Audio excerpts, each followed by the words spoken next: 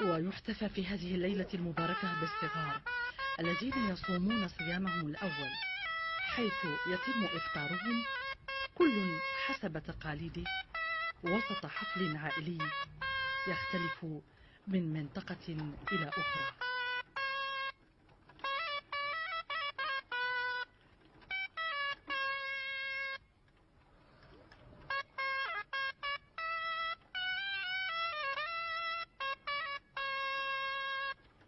وبعد إحياء ليلة القدر المباركة بما يليق بها من إجلال وتعظيم، تنطلق الاستعدادات لعيد الفطر السعيد، وتعرف الأسواق والمحلات التجارية مرة أخرى رواجا لا مثيل له، وإقبالا على اللباس التقليدي الذي يصر المغربي على ارتدائه يوم العيد.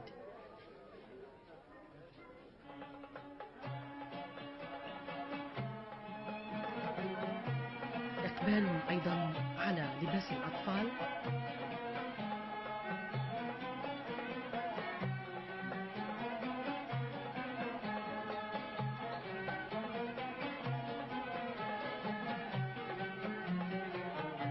وإقبال على بائع حلويات العيد، عيد الفطر.